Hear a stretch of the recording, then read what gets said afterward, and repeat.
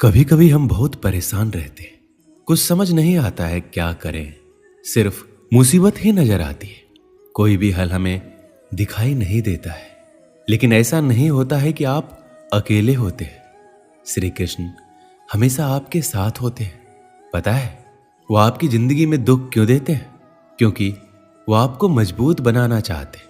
वो आपको आगे आने वाली उससे भी बड़ी समस्या से लड़ने का रास्ता दिखाते हैं। बस आपको धैर्य रखना होगा और आपको अपने कर्म करने होंगे। समय की क्या मजाल कि वो एक जगह टिक जाए। जब आपकी खुशी नहीं रुकी तो भला ये दुख कैसे रुकेगा? ये भी चला जाएगा जब आप इसका डटकर मुकाबला करेंगे। कृष्ण हमेशा आपके साथ है, चाहे दुख हो या सुख। किसी के पास पैसे नहीं होते, किसी के अपने उससे दूरी बना लेते हैं। सबका दुख अपने लिए बड़ा होता है। पर इसका हल क्या है? हमें दुख में क्या करना चाहिए? श्री कृष्ण कहते हैं जो एक क्षण में बदल जाए, एक क्षण में भंग हो जाए, वो प्रेम नहीं लोभ होता है। अहंकार वो छाया है जो आत्मा की रोशनी को अंधा कर देती है। भीतर की चमक को पहचानो और वह छाया भी भाग जाएगी। लगभग हर व्यक्ति अलग अलग वजहों से चिंतित रहता है। अनावश्यक चिंता हमें कमजोर कर सकती है, इसलिए बहुत ही ज्यादा चिंता करने से बचना चाहिए। जब भी समय मिले हमें चिंतन करना चाहिए। चिंता और चिंतन में बहुत फर्क है। चिंता व्यक्ति को कमजोर बनाती है और चिंतन से व्यक्ति का आत्मविश्वास बढ़ता है। चिंता से इतिहास नहीं बदल सकता, लेकिन हमारा वर्तमान जरूर खराब हो सकता है। इसलिए चिंताओं से बचें। यदि आप जीवन की चिंता पर विजय पाना चाहते हैं तो इस पल में जिए, हर सांस में जिए, क्योंकि चिता मुर्दे को जलाती है और चिंता जिंदा को जलाती है। अपने शत्रु में सबसे पहला स्थान चिंता का आता है। आने वाले कल का दो तरीके से आप सामना कर सकते हैं, एक विश्वास के साथ या फिर चिंता के साथ। चिंता करने वाला इंसान पल पल मरता है और पल पल जलता है। चिंता आने वाले दुख को कम नहीं करती है, बल्कि आज के सुख को लूट लेती है। चिंता अक्सर एक छोटी सी बात को एक बड़ी छाया बना देती है। हमारी थकान अक्सर काम के कारण नहीं, बल्कि चिंता, हताशा और नाराजगी के कारण होती है। चिंता वाला दिन काम के दिन से ज्यादा थकावट भरा होता है। इसकी चिंता छोड़ कि कुछ गलत हो जाएगा, इसके बारे में उत्साहित हो कि क्या सही हो सकता है। चिंता, शंका, भय और निराशा हमारे दुश्मन हैं जो हमें धीरे धीरे नीचे गिरा देते हैं। चिंता मुक्त रहो, जरा मुस्कुराओ, ध्यान से सुनो, जिम्मेदारी लेना सीखो। जो आप नहीं बदल सकते उसे स्वीकार करें। अपनी जिंदगी से प्यार करो। चिंता करना समय की बर्बादी है, इससे कुछ भी नहीं बदलता है। यह सिर्फ आपके दिमाग के साथ खिलवाड़ करती है और आपका खुशी चुरा लेती है। चिंता मतलब आपकी कल्पना का उपयोग करके कुछ ऐसा बनाना है जिसे आप नहीं चाहते। 99% चीजें जिनकी आप चिंता करते हैं वो असल में होती ही नहीं है। बीते कल का अफसोस, आने वाले कल की चिंता, दोनों ऐसे चोर हैं जो हमारे आज की खूबसूरती और खुशी को चुरा ले जाते हैं। चिंता करोगे तो भटक जाओगे, चिंतन करोगे तो भटके हुए रास्ते को भी खोज लोगे। चिंता कर कुछ हासिल नहीं हो सकता, परंतु चिंतन कर ऐसा कुछ नहीं जो आप हासिल नहीं कर सकते। चिंता और चिता में बस बिंदु मात्र का फर्क है। चिंता शरीर को चिता तक ले जाती है और चिता शरीर को सारी चिंता से मुक्त कर देती है। कुछ को उनकी खुशियां सोने नहीं देती तो कुछ को उनकी चिंताएं जगाती है। अगर आप तनाव से मुक्त जीवन जीना चाहते हैं तो अपने जीवन की तुलना कभी दूसरों के जीवन से मत कीजिएगा। चिंता इतनी कीजिए कि काम हो जाए, पर इतनी नहीं कि जिंदगी तमाम हो जाए। हमारे जीवन के दो प्रबल शत्रु क्रोध और चिंता। क्रोध से विवेक का नाश होता है और चिंता से मनोबल का। क्रोध से शांति का नाश होता है और चिंता से सौंदर्य का। सारी चिंता जीते जी, चिता पर तो जलने का भी पता नहीं चलेगा। जो भाग्य में है वो कहीं से भी भाग कर आएगा और जो भाग्य में नहीं है वह आकर भी भाग जाएगा। फिर चिंता किस बात की? आप केवल अपना कर्म करते रहे। दुख पीछे देखता है, चिंता इधर उधर देखती है, पर विश्वास सदैव आगे देखता है।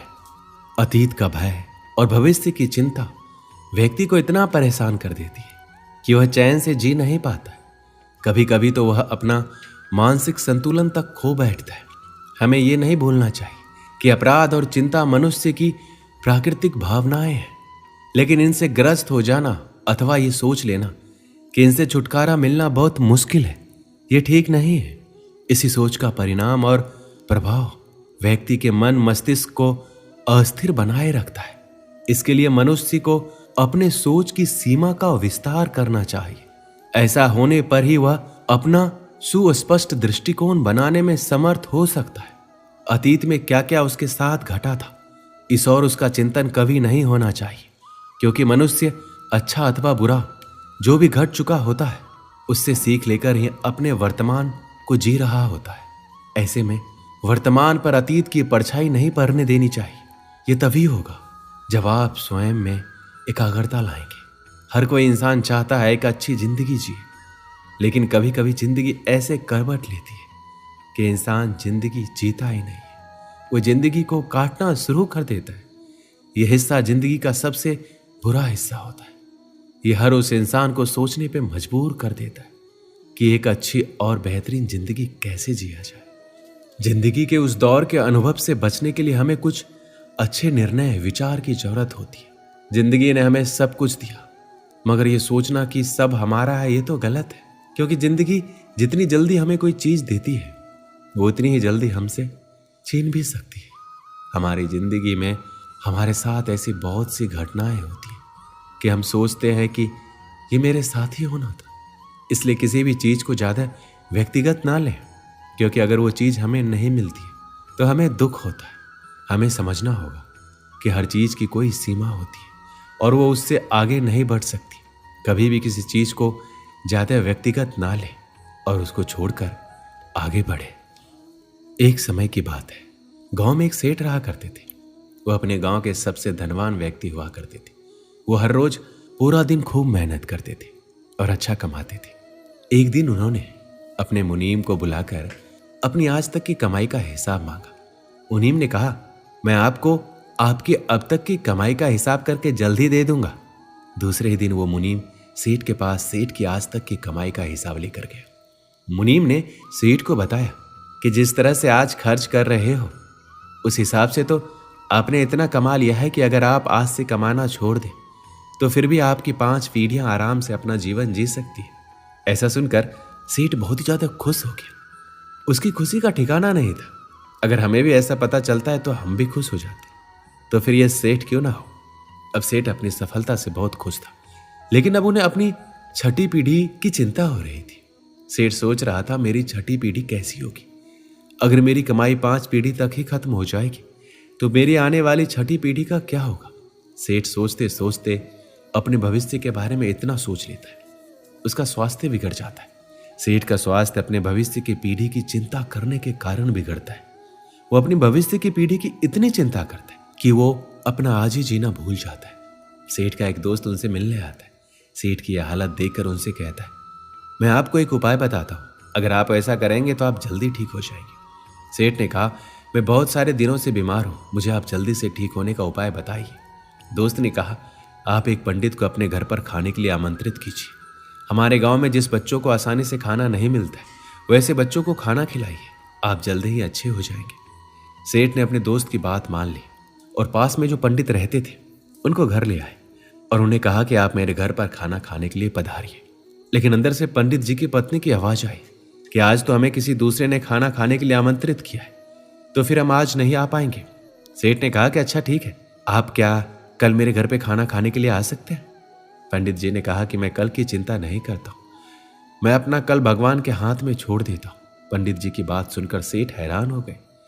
बाद में सेठ जैसे उनके दोस्त ने बताया था वैसे ही अपने गांव के उन बच्चों के पास जाते जिस बच्चों को आसानी से दिन का एक समय का खाना नहीं मिलता था। सेठ वहां जाकर उन बच्चों को खाना वितरित करते और वो बच्चे बहुत ही ज्यादा खुश हो जाते। वो बच्चे बिना कल की चिंता किए अपने आज बड़े मजे से जीते।